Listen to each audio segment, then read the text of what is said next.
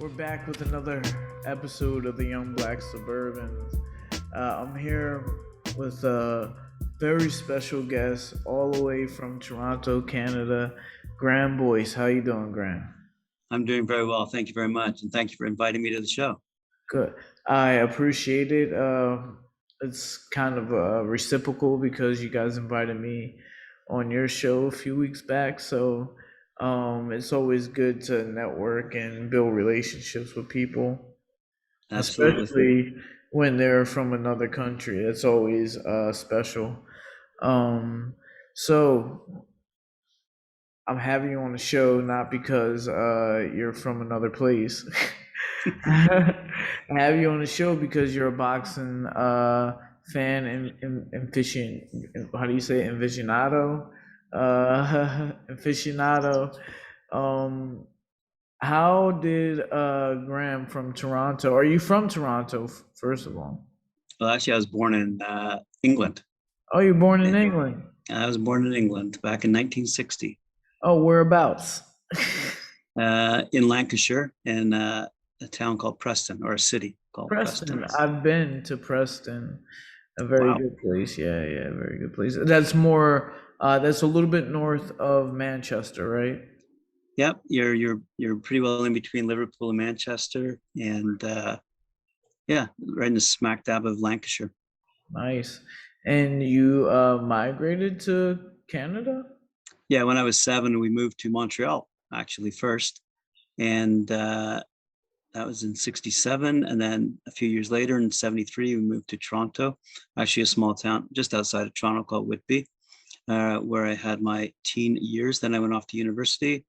Then I went off to Bermuda to manage a hotel. Then I came back to Toronto, worked in the music industry for about 15 odd years. Hmm. And then I got caught up in the .com in the late 90s, ended up in China.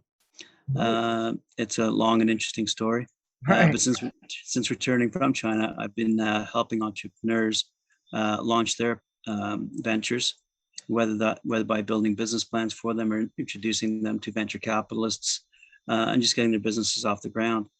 So that's what I've been doing for nearly 20 years now. Right. So you are someone that's passing knowledge on to uh, other people that are in business because of your prior experience, or is that just what you went to school for? Hmm. No, Oh. no. It is kind of a long story. I went to school and got my degree in economics and history. Okay. Uh, and although I still have an interest in both economics and history, what I actually did my thesis on was the economics of history, if you will, or the history of economics, depending on how you look at it. Basically, what I was studying towards the end of my university career, which is back in '81, was basically what caused wars, and it was more an economic equation than it was some guy who's mad at another guy and they Right, went to right. war.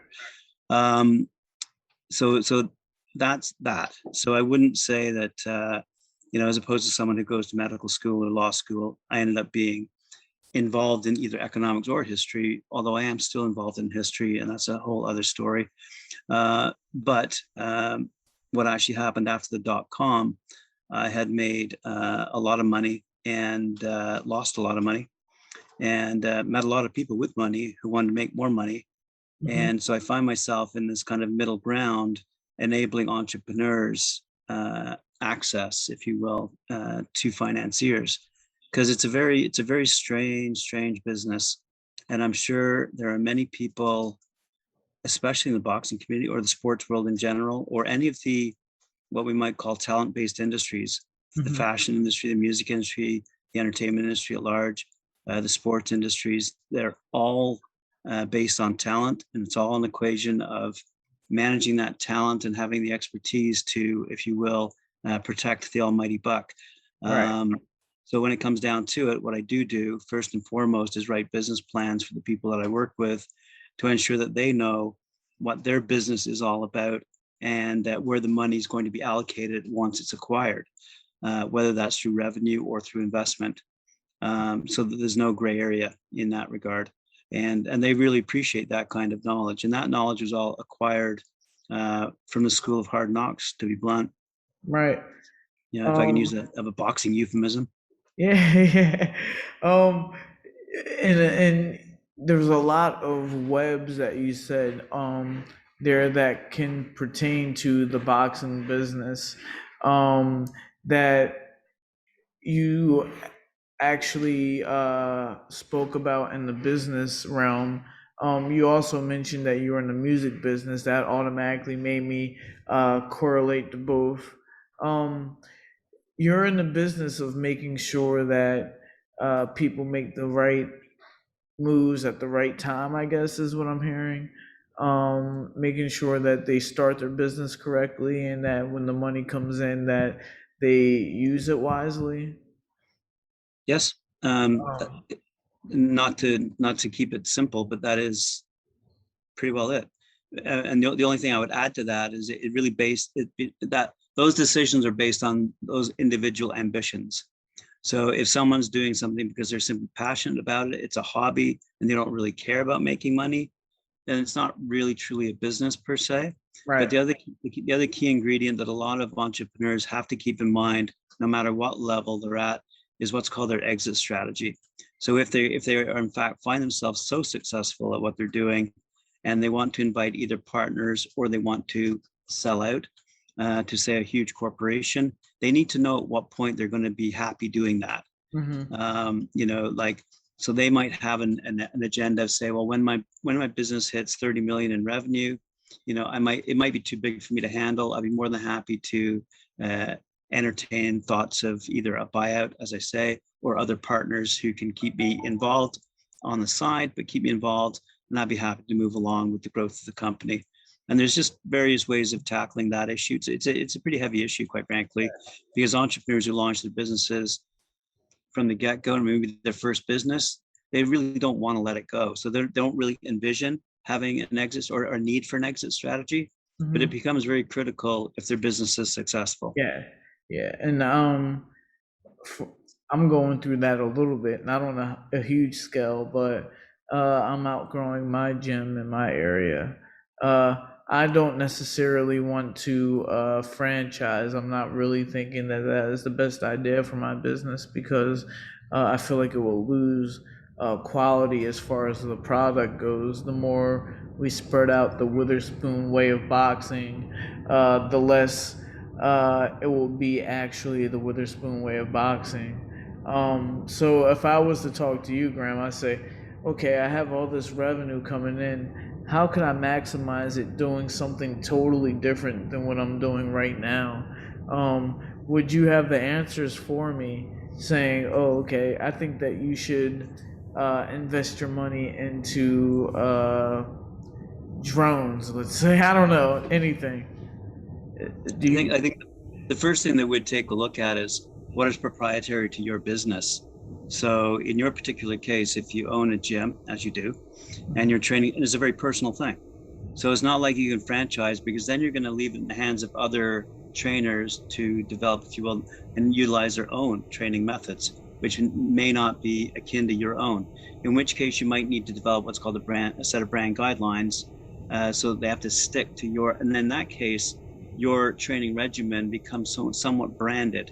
But the Right. other thing that I might suggest, which might make more sense for you, is to take your training methodology online and have people sign up for it. Very similar to many hundreds of other people who are training lots of, just for example, young women who are getting involved in boxing as a fitness regimen, not necessarily because they intend to step into the ring. So there's two ways of looking at a growth model, because once you've established yourself, your name, and you're making money, and you either attract competition because you're making money, and other people go, holy shit, if he's making money, then I guess we can make money doing the exact Right. same thing. Right. And then you enter what's called a growth phase of the business life cycle. And that's where it gets very competitive for you. And you either have to compete by lowering your prices, for example, or uh, maximizing revenue by charging, shall we say, top dollar for very personal service. Mhm. Um, you have to kind of look at that. and say, well, listen, is it easier for me to open another gym, hire a bunch of men and women who are going to follow this regimen that I've established as that this is the Tim Witherspoon way of doing it, and you have to stick to it, or are there other ways for me to make money? And the other way to make money is, you know, I don't know, there's what we call a grant of rights. So these are the things that you own that you can sell. So for example, you can sell a t-shirt that says Tim Witherspoon Jr. Gym, or whatever your gym's called, okay? Right. You could sell that. You could sell a t-shirt that says that because you're not infringing on anyone's rights. And you can put that t-shirt online, and if you're famous and popular, you'll sell tens of thousands of those t-shirts or caps or sweats, whatever, okay? So you got a grant of rights for your merchandise. You have a grant of rights for your what we call television rights. So back in the old days, we'd call it television rights. But these days, those would be your streaming rights. You are who you are. There's no one else. There's no other Tim Witherspoon Jr. other than the other Tim Witherspoon Jr. Jr. Yeah. So, yeah. But you are who you are. So you own the right to your own personality. So you could go online, develop your own training regimen, deliver it online as a series of courses. People sign up for that. You know, I want to sign up for 10 courses. And you have those 10 courses pre-recorded. They buy a block of 10 for say $100 each, so $1,000. Right. You know, and you sell 10,000 of those units, and it goes on and on. You might have a Tim Witherspoon Jr. cookbook, you know, favorite recipes to make you fit. And so there's a whole bunch. So those would be your publishing rights. So those are 3 rights I can think of. Just you how much do I owe you? We go on. There's probably in general. Realistically, there's probably about 10 grant of rights in general, you know, over and above your actual physical premises, other than your gym itself, and how it makes money. But yeah, I mean, but anything that can be proprietary, owned by you, and it doesn't have to be trademarked, but it's just proprietary to you. In other words, it is yours. You developed it. You own it. That then is something that we can build a business plan around, and that's what I would engage my clients and talk to them about. How are we going to make money? Once we make money, what are we going to do with that money? Are we going to reinvest in the business, or I'm just going to sell the business? I'm going to close the business, take all that money, go live in St. Lucia. Like, what am I going to do? Right. And what do you do with people that you think, oh, you know, they do have a lot of money, but they really need to push a little bit more, or they need to stick around a little bit more? Do you have to play a little bit of a psychological game, or do you allow people to just freely do what they want to do with their business? No. So, I mean, the bottom line is when people ask me what's the biggest risk in any business, in any venture, people are the biggest risk. Yeah, right. Including the entrepreneur himself or herself. I mean, they are the biggest risk, because once you get rocking and rolling, things are happening, and you're making tons of money. Next thing you know, guys doing cocaine, and everything falls apart. Okay, so people are the big, you know, and then when you get big and you're hiring lots of people, and people are calling in sick, or people are arguing with each other, people are getting into fights with each other. It's like, what? You know, and you never expect that, but people are the biggest risk in any business. So you have to manage that growth properly, and you have to plan for that eventuality. And so that's why I'm saying, you know, we start off with a pretty core business plan, really not too heavy, because if you make it bigger than say 20 pages, people don't read it. Right. But the business plan is important, not just for the entrepreneur, but for all the people he or she then hires. They read it too. So they understand what the goals and objectives are, what the milestones are, how we're going to achieve those milestones. In other words, what's going to make us all happy. Right. Because people just don't tend to work for money per se, you know. Right. Yes, people work for money, but it's not like there are some people who work for free. Yeah. And whether they call volunteers or interns, or, you know, whatever you call Jordan. Right. Jordan works. He's doing all right. That's good. But you know, so yeah, but if you're operating a business, and if you're doing things properly, of course the government want their share. So you know, have to pay everyone's taxes, blah blah blah. So once you grow a business at that point and everyone's happily employed and you are running the business by the book, so to speak, then this is where your business plan comes in real handy, because it will indicate to you at what point you need to either expand or decline that choice, and retract, if you will, and say, no, this is too big. I never anticipated getting to 300 employees. I didn't really want 300 employees. This is now like the McDonald's of gyms. I didn't really want to do this. What I wanted was to keep it small and personal and tight. You yourself might make $100,000 a year and be quite comfortable making 100,000 just doing personal training, and not even needing a gym, by going to all the wealthy people in your neck of the woods and just charging them $1,000 an hour or whatever. All the rich people out here in the outskirts of Philadelphia. I don't know. But don't all the Philadelphia Phillies and the Philadelphia Flyers wives want to get? Well, we're gonna get there. I gotta gain their trust first. Right. But first you're from Preston, and then you moved to Montreal, where, to me, I'm not so sure about Canada, but the number one sport in England is soccer, and football, as they call it. Right. But then you have that number two sport that I feel like is the number two sport of the UK, which is boxing. I feel like boxing does better than rugby, does better than cricket. In Canada, I don't know how it does as far as hockey goes, which what the stages of the sports are. But how did Graeme Boyce get attracted to the wonderful sport of boxing? So when I was young, very young, I asked my mom. We were still in England. I remember this day. I asked her why Cassius Clay changed his name, and she didn't know. She was just a mom. She didn't know anything about the sport, so she didn't know. And so I was just following Muhammad Ali's career just for fun as a 6, 7, 8-year-old, 9-year-old kid, and then his fights back then were, to be blunt, legendary. Yeah. And and I think that the sport kind of grew around his legendary status. And it's just if I can take a step back, then it gets interesting just from a macro level, because the sport then somewhat got eclipsed by WWE when it became famous, when Vince McMahon took it famous. Then that got eclipsed. Well, you might argue it didn't get eclipsed, but UFC came along, and Joe Rogan did a great job of promoting UFC. And I think nowadays we're at a very interesting pivotal point in boxing.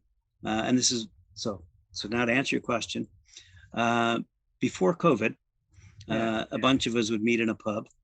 And one of the things that we'd talk about is boxing, who we following, what's going on, what fights are interesting, stuff like that. And at the time, the heavyweights were coming back around. And this would be about 2 years ago. So the heavyweights were coming back around. Sorry to cut you off. No, go ahead.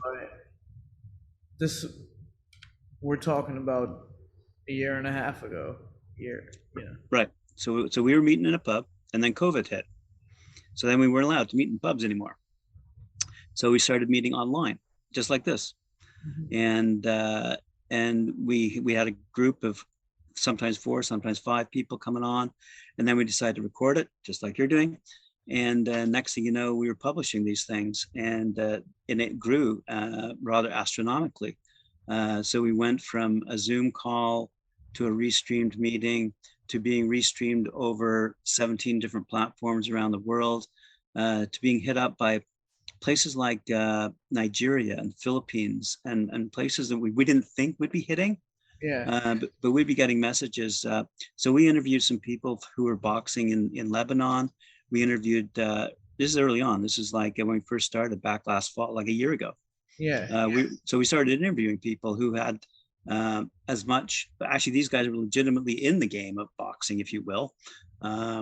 And we were just fans, and so we were just asking them, how's it going in Lebanon, how's it going in Nigeria, how's it going in Philippines. And we were asking these people, and they were telling us how it was going. And so Right. we just had fun Right. talking to people. So that one show, the Friday night panel, Right. which is where your dad shows up, and Yeah. that has now grown to I think we have 8 different shows now that we produce, and we've just hired 2 more. And so it's funny you mentioned England, because now we're getting a lot more. Now, interestingly enough, these particular boxers who are hosting these shows are originally from South Africa. Mm. So they bring a very interesting mix of opinion, if you will, to the boxing world. And you're right, England is absolutely rabid for boxing. They love Yeah. the sport, and I did not realize that they were that nuts about it. Oh yeah. Yeah, and this was news to us completely. And so anyway, so we found that we could get a lot of information from the English but the English are very biased. Or I should say the British, because that way Well, yeah. I would include the Welsh and the Irish, Well, and the I'll say Scottish. this: the English are very proud people. If you're an English fighter, they are behind you 100%. But Absolutely. they're also realists. They love fighters like Sugar Ray Leonard. They love Roy Jones. They love, you know, Bernard Hopkins. Um, they are real boxing fans. They're not you know fair weather fans. They really take it serious. Yeah, Um, I would call them purists. yeah, definitely. Yeah, they're in it for the pure love of the sport, and really appreciate the tactics that are involved. In fact, the strategies that are involved in winning a Yeah, boxing match. Whereas Michael and I'll often joke about, well, but take this the right way, please. We often joke about the knockout. I mean, why leave a decision in the hands of judges? I and Mike, we joke about this all the time. You might hear it if you're listening to your dad's show when he joins us too, yeah, because we're not critical of the loser of that particular fight, but we would way rather see a knockout than some kind of uh, what we call a hug fest, or right, right. right. So And that is the excitement about it all, isn't it?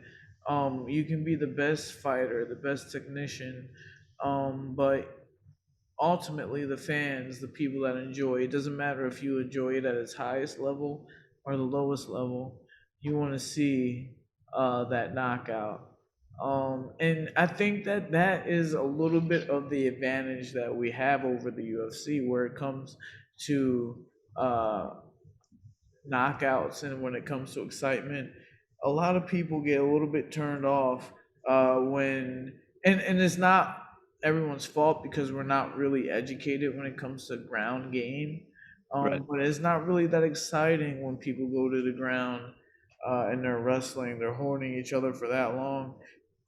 Human nature, we want to see that gruesome knockout, that we want to see someone's nervous system get disrupted, and we want to see someone be victorious because of that. Um, Yes. is that something that you excites you in Friday night panel? Yeah, absolutely. As a matter of fact, we started a show called what's it called? It's the Sunday Knockout Show, Right. where Mike and Cedric Ben actually highlight the knockout of the week. Um, and one of the greatest UFC fighters, Georges St. Pierre, was actually from Montreal, and he was quite famous for his knockout blows. Quite frankly, Right. I mean, but when you were talking about the ground game, you reminded me of that fateful day when Muhammad Ali fought that guy, and I can't remember his name, and he was on the ground, he was just kicking away, and Muhammad Ali just didn't know what to do with this guy who was That kicking was away. that was that in Asia, or was, I don't know where Some that was. someone Google that one quickly. Yeah, But yeah, yeah. but that that's yeah, I would say more for the entertainment value, and that's why I'm saying I think the British are more purist in the sense that they Yeah. want to see the pure boxers go head, the best of the best go head to head, And I really like what Eddie Hearns these days is doing with Matchroom. I really like the way they're handling the growth of female fighters. Oh, definitely. Um, and that's not saying anything bad about Bob Arum or the guys over at Golden Boy. I mean, these guys are doing fantastic. And you know what is interesting right now? I was speaking to the guys down at Banner. Actually, that's in Philadelphia. The guys at Banner, and they were telling me about some of their great fights that they've had recently. So there's a bunch of promoters right across America. Yeah. Very few in Canada, two that I can think of. Quite a few over in the UK, and now we're finding quite a few in France as well. So the more and I haven't even touched on Africa.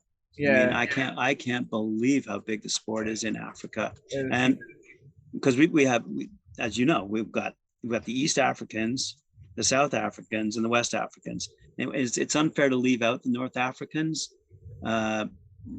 they but haven't it's still really, it's still developing in I North haven't Africa. really seen any Moroccan champs or any Right, Egyptian champs. But when it right. comes to South America, Oh, South um, America. Oh, don't get me started yeah. about South America. Yeah. What was it? Corey Sanders? Was he from South Africa?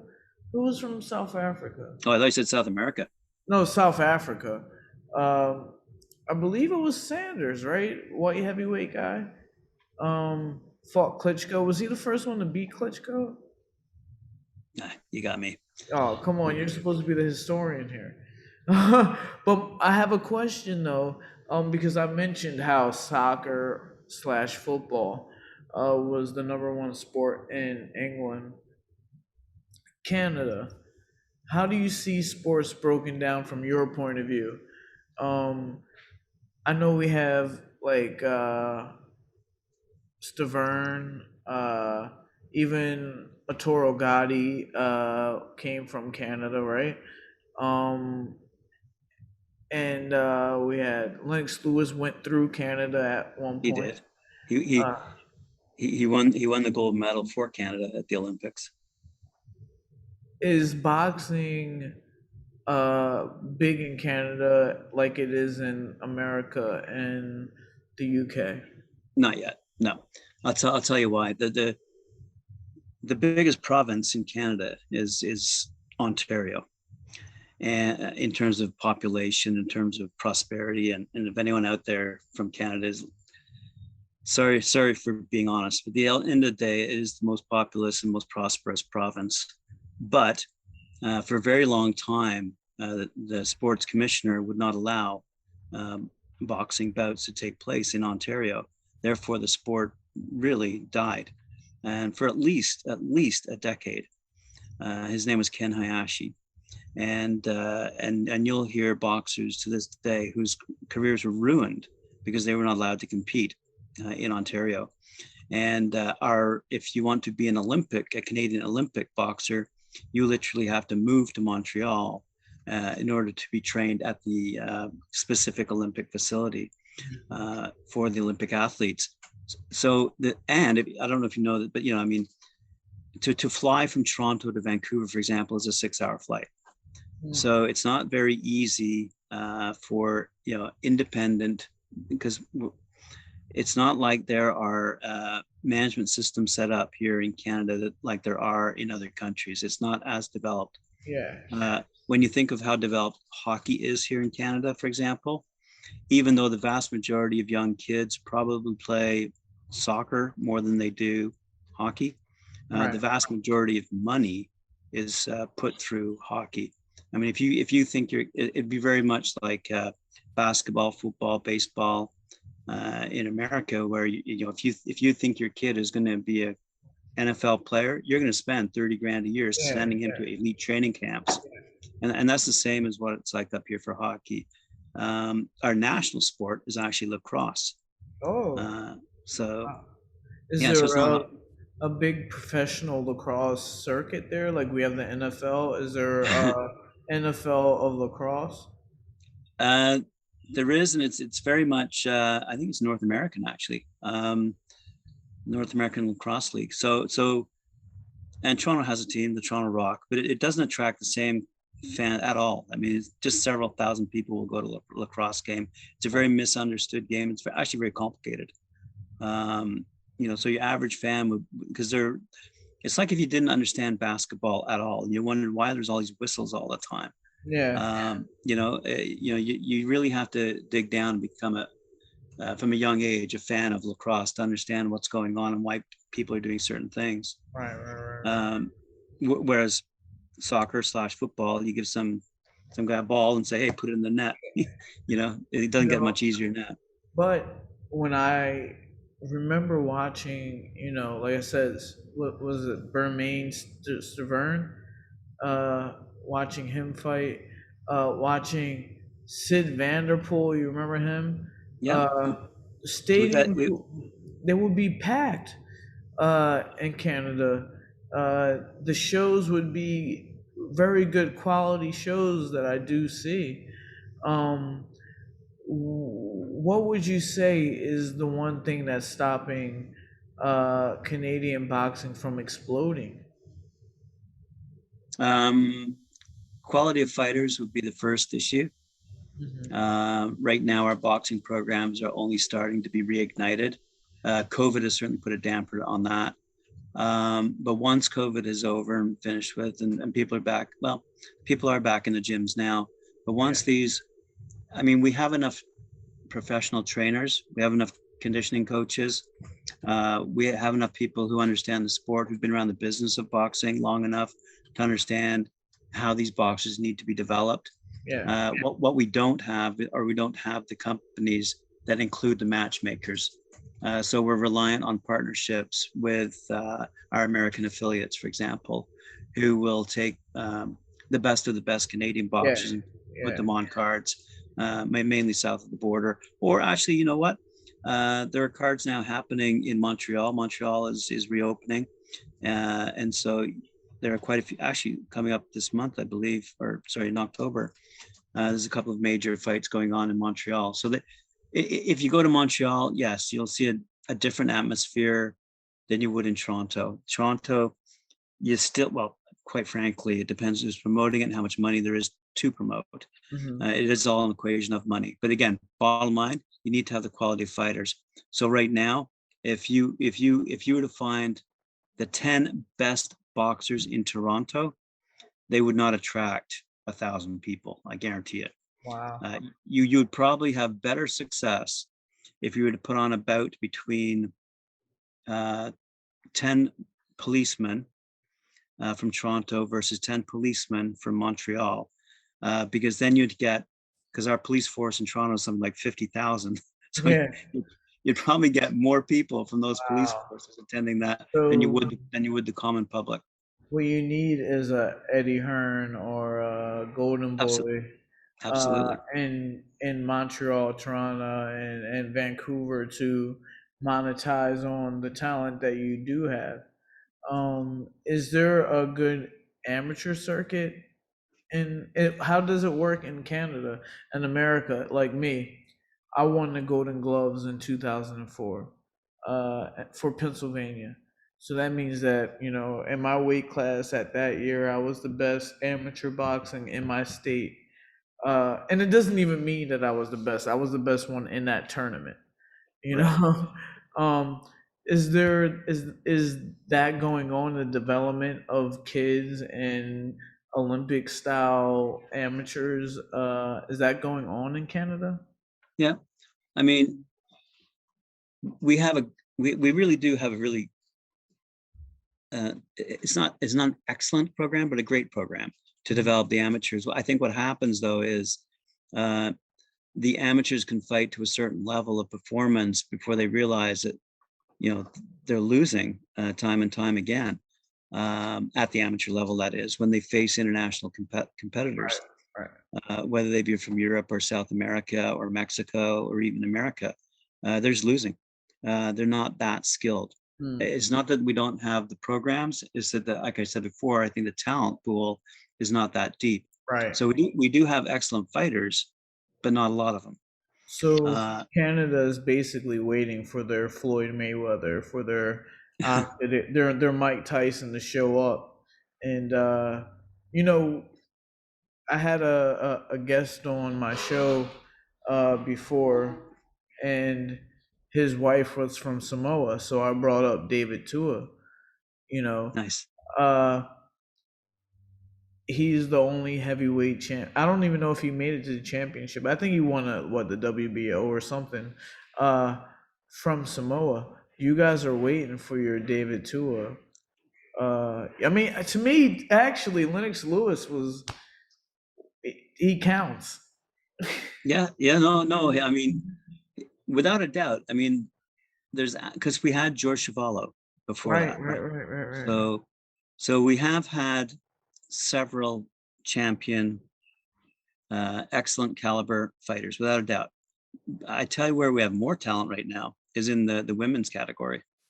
We are doing very, very well in excelling in both training, conditioning, and in the sparring ability of these young ladies, and they're getting excited about it. And I think realistically, let's say you're a big, strong fella, you might be more headed towards the hockey or the football type scholarships than you would because there are no scholarships for boxers. Yeah, yeah, yeah, So I think that might be the issue in terms of amateurs getting to a certain level, realizing they're just not there. Is it really worth their while to compete? yeah, I mean, if there is an Olympics coming around the corner, then they might think twice. But then they have to qualify. And remember, when we qualify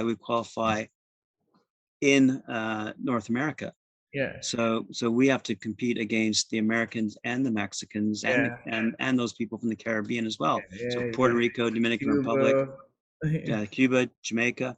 Yeah, So that is a rich yeah, and heavy talent pool if you talk about all those nations. So when you combine it all together, Canada's got a little eensy weensy slice of that pie and compared. people from America, we think of Canada being that vast. No, it's huge, It's huge, but as far as where people inhabit land and people can right? concentrate, it's not really that big of a place, and you don't have that much talent to pull from. No, You touched on female, boxing and how you guys are, really having some talent. I feel like that's really going on all around the world. That females are really stepping up. You have your Katie Teller, your Carissa Shields. Obviously, they're the two titans of the sport right now. I was watching a story about Christy Martin from back in the day. I actually met her, and Layla Ali. We have those fighters. And I almost hate to ask this question because it's so stupid. We all know that female fighters can really do everything that male fighters can do. Um, how do you feel about the female boxing scene, and how do you think that Canada as a whole is treating their female fighters? uh, I love it. One of my favorite female fighters is Avril Matthew. She's fighting tonight in Dubai Okay. uh, on the undercard where the Mountain, that huge guy from Game of Yeah, yeah, Thrones. yeah, yeah, yeah, yeah. He's fighting the Yeah, other guy from is some the world arm wrestling stronger champ. man? Oh, okay, yeah, Yeah. yeah, yeah. That's tonight? Anyway, that's tonight. So I'm looking forward to that. It might be going on right now, actually. But from our own backyard, a young lady by the name of Jessica Camara is I believe she's out of Montreal, and she just went down and won a championship. So she's gaining some popularity. I really like every Friday we have something called Female Fridays, and we always promote a new female fighter. And I can't believe the depth of talent, as I say, from Right. around the world. Yeah. Now, when we saw Ebony Bridges go up against Shannon Courtney a few months ago, what were we expecting? Not much. But what did we get? An absolute blockbuster of a Yeah. fight. That Yeah. was an amazing, amazing fight. And so realistically, I mean, these women, we might look at them and go, they look good in a bikini, but boy, Yeah. oh boy, man, they are leaving. Nothing. They're leaving. Yeah, yeah, They're yeah. going at it. They're clobbering each other, And and that's what we like to see. And they're knocking other girls out. That's the other thing too. You that know, is why they deserve they deserve to get paid more than men because they bring the entertainment every time. they Um, do. it's just so bad. We don't expect to see a woman get cut and still keep fighting, or a woman to get knocked down and still keep coming. And just to see that, just to see how strong it almost makes you think that they have more. Well, I don't have to say almost. I do know that a lot of these women have more heart and more determination than a lot of men do, and they deserve the respect and pay uh, for what they do. Unfortunately, I didn't see the Siriano fight. I heard that there was a lot of controversy with her trainer or something yelling things at the other Hmm. team. Did you catch that? No, I didn't. Yeah, what was it Amanda Soriano or one of the her coach was yelling really bad words at her opponent, telling her to fight like a true Mexican, and Wow. because she was, yeah, you got to look that up. It was pretty rough. Um, the other big thing that happened recently was Evander Holyfield making his return to the ring. I'm sure that you've seen what happened there. Yeah. You're like, yo. Um, what are your thoughts? A long time ago, speaking of the music industry, I had an opportunity to speak to the Rolling Stones when they came out with an album called Harlem Shuffle. And at that time, they had discovered another band called Living Color. And there was a young guitar player called Vernon Reid. And I asked them, I said, why would you guys come out with a new album like Harlem Shuffle when you've just discovered Living Color? And the Rolling Stones, Keith and Mick, said to me, we deserve our place on the charts. We deserve that. Not Living Color. They haven't done anything. We deserve that place on the charts. And it was much more an ego thing. So throughout the 80s, when I was interviewing these aging rockers, they wanted that place on the charts because their ego demanded it. They had to be Right. there, not these young kids. So I kind of think that this is what's happening right now. There's a lot of aging boxers out there who should be, quite frankly, coaching and or managing, simply supporting young boxers on their climb up the ranks, Mhm. not getting into the ring and getting beaten up. Sadly, because I still do like Evander Holyfield, but he should not have gotten into the ring. I think it was his ego, and he should have just taken the back step and Yeah, said, "Hey, what am I thinking?" No, because yeah, he went against Belfort, and Belfort just beat the living crap out of him. yeah, So and I don't think Evander was. I think Evander was kind of maybe thinking that this is going to go the way of a Mike Tyson, Roy Jones kind of fight where they had 16-ounce gloves, yeah, and yeah, yeah, yeah. it was just going to be a big pillow fight. This was an actual fight. Yeah, Right, right. And so my opinion on this is no. And not that there should be an age restriction, but if there's a fighter continually fighting and training, and he's winning, and he's not suffering any, there's no signs of any serious injury yeah, whatsoever. He's not, then let him continue. I don't. So I've seen the arguments about whether there should be age restrictions, and I'm saying yeah, no. If a guy is 40 or even 50 and he wants to fight, he still can fight. Go for it. yeah. Like Um, I wouldn't step into the ring against Mike Tyson, but you right. know, And that's what Evander's talking about, going against Mike Tyson, and I don't think that's a good idea. But in my mind, I'm thinking, well, we do have an issue where, rather it be ego, or rather it even be a mental illness. It might be even a mental illness where some of these boxers still believe that they have it. I'm online, and a lot of guys that fought when my father was fighting, or even before he was fighting, they still make comments about fighting or getting in a fight. What if this is just, I'm spitballing here, and I'm totally fine with people disagreeing with me. What if there was a league for people who still had it, still had it in their mind that they wanted to compete, but they had to compete with other people of the same, you're not gonna, in the amateur boxing, you're not gonna put an 8-year-old against a 15-year-old, you know? Right. Why would you do that to a 55-year-old professional boxer and put him in there with a 30-something-year-old? It's just not a fair advantage any way that you see it. I don't care if he was a world champion before or not. But what if you cap it? What if you say, all right, 60-year-olds can fight against other 60-year-olds. We have these certain protocols. Even 70-year-olds, because there's 70-year-olds out there that are still competing, or still training, still hitting heavy bag and think that they want to do it. And cap it like that. There should be no reason why Evander Holyfield should be going into a real organized fight.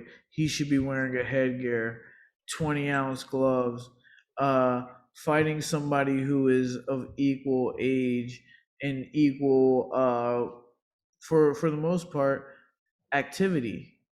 You know, I think that there should be a certain league for that category of people. There is in the amateurs in America where they call it the masters category, but the only issue is that you could have never been a professional fighter. You have had to be an amateur fighter. But we don't have that for these retired guys. That still, like Oscar De La Hoya was going to come. He was the original opponent. I don't think Right. that he should fight. Uh, I think that he should be fighting maybe somebody else who is retired too. Um, If I were a promoter, and put that in air quotes, um, and I'm speaking as a fan, yeah, I would rather go and get your dad's autograph than see him fight. right, Like I'd rather meet him and ask him for his autograph, and then right, ask him something about, back in the day, right. rather than see him fight. I I agree. I agree with that point wholeheartedly. The issue is that when these guys get offered a fight, and there will be somebody out there offering them an exhibition, uh, they're gonna take it. well, okay, so are they going to take it because they need the money, uh, or because their ego says they should There's, take it because they're there's still fighting? obviously Oscar De La Hoya does not need the money. Um, Well, apparently he's about to get taken to the cleaners by his wife or oh ex-wife. yeah. Well, maybe So he might need it. I don't know, but even Mike Tyson, someone who has been bankrupt before but has come back, he yeah. doesn't really. He can always make money off of his name. He doesn't really need to fight anymore. Um, Well, but that's a good example where if I were managing Mike Tyson, I would be managing his grant of rights, and they are a spectrum right now of grants. So, and he's not, he doesn't. You're right. He doesn't need to step in the ring because he needs the money, but he should be exploiting those grant of rights to their fullest. That's what he should be doing.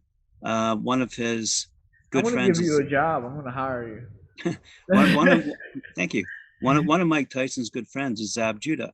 Yeah. And Zab Judah started a celebrity league where he Right. basically just puts no-name celebrities who want to put on some gloves and beat the crap out of each other. Right. But the fans have proven that's not, they don't want to, see that they don't care about that. If they want to see a cat fight, they'll go online and see some guys scrapping in a street. Yeah. Um, you know, if you ask me, I mean, I think on one hand we need to see the caliber fights maintained in terms of the level of fighting. um, and I think what might help in that regard is if we start to see more unified bodies. I mean, it is so confusing for the average fan, given how many different belts and how many different divisions there are. It gets incredibly confusing. So I think if the sport is to move forward with respect to leagues, I don't think you're going to have success with a seniors league. I'll give you an example. Even though hockey is tremendously popular up here in Canada, Yeah. the seniors league is not, Yeah. Yeah. Yeah. because even though these guys are incredibly talented 50-year-old skaters. When you go to see them play, they play not at the same intensity or level or caliber, so you don't see a true hockey. Yes, you see a hockey game, but it's not. Why would I go pay $20 to see that? It's a joke. Yeah. I So get. I think I'd be very careful if I was promoting a seniors or a masters type. I mean, I know they have in golf. but I have to Yeah, ask yeah, myself too, is it really that successful in golf? Like yeah. when you would go there to get Arnold Palmer's signature or someone's, that's why Right. you'd go Make there. it more of a nostalgia type of thing. More of a, Exactly. yeah, maybe we can mix the both. Maybe we can have them do a round of shadow box. Well, you know what? You know, it'd be good. I mean, this again, this is where it comes into play. So for example, um, make these events more of an event. So tips and tricks. Remember when video gaming first started, you'd have these pro gamers giving you tips and tricks, Yeah, right?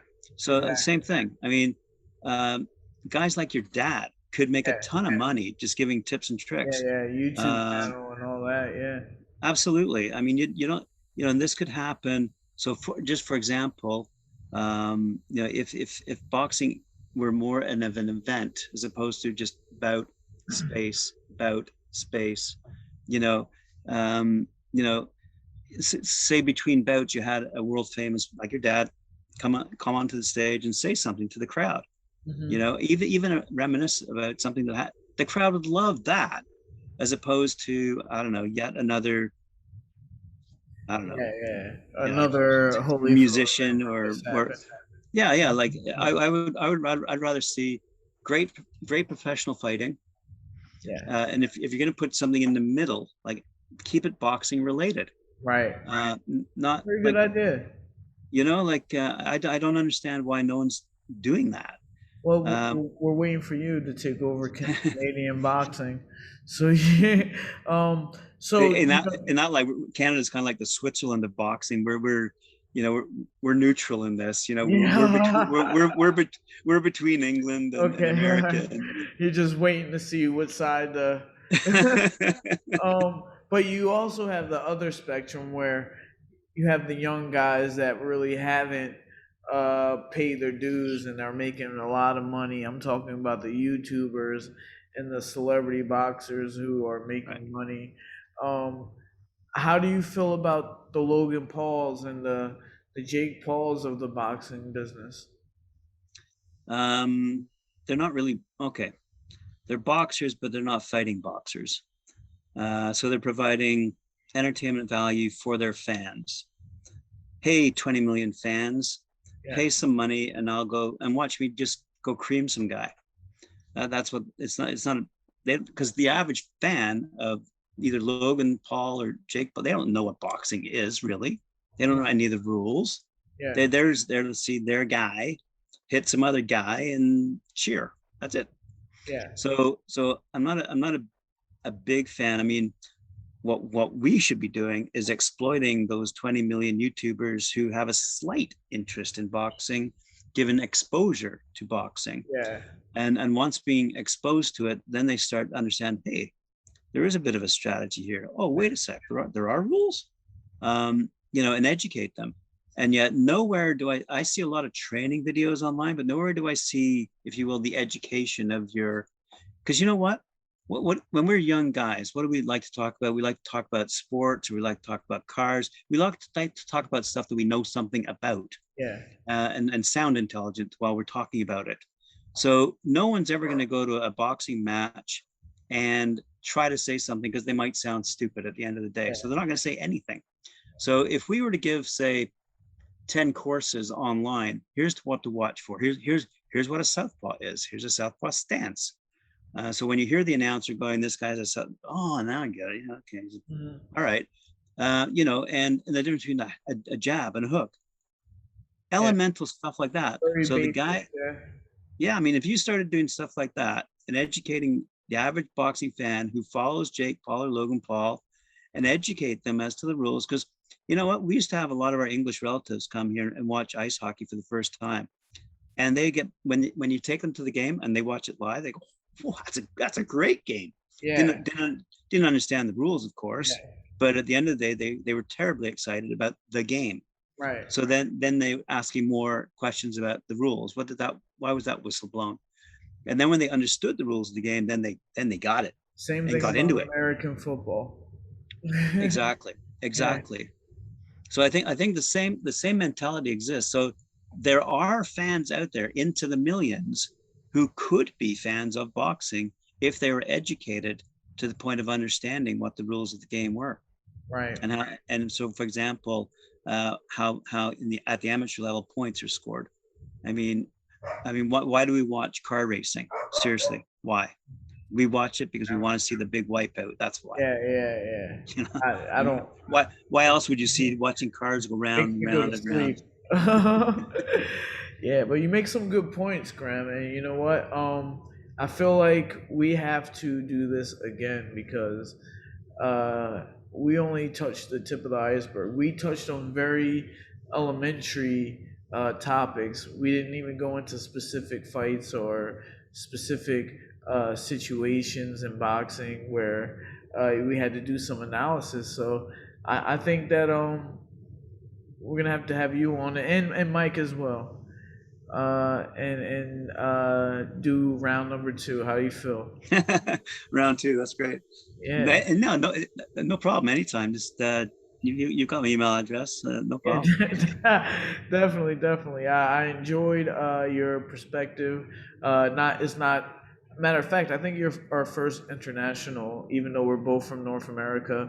I think it's our first international guest on here, and I really appreciate you coming on. And my pleasure. We're gonna do it again. So a funny story about Philadelphia. A lot of people remember I was mentioning when I left university, I ended up managing a hotel in Bermuda. Right. And a lot of people ask me, why the heck did you leave Bermuda? Well, it's because I fell in love with a girl from Cinnaminson. Oh, not New Jersey. Yeah, South Jersey. South Jersey. I don't know. We just got on this conversation. There's no line. I have no idea where South Jersey, North Jersey starts. It's just New Jersey. You had to come over on our side. Well, we did.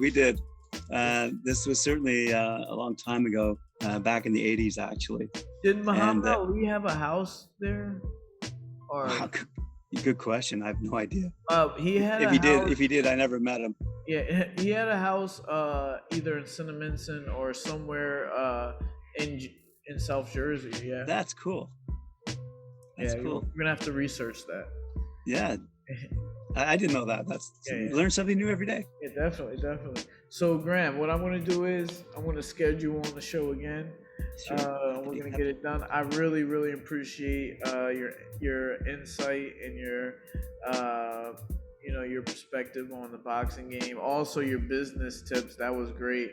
I think that's how I'm going to start the next show, asking you more, getting more free advice about how to scale my business and what to do after I start making a little bit of a change with it. I really appreciate you. Thanks for having me on your show. Thanks for being on my show. Guys, Graeme Boyce from Canada, we appreciate you. This is the Young Black Suburban. See you guys soon. Thanks very much. No problem.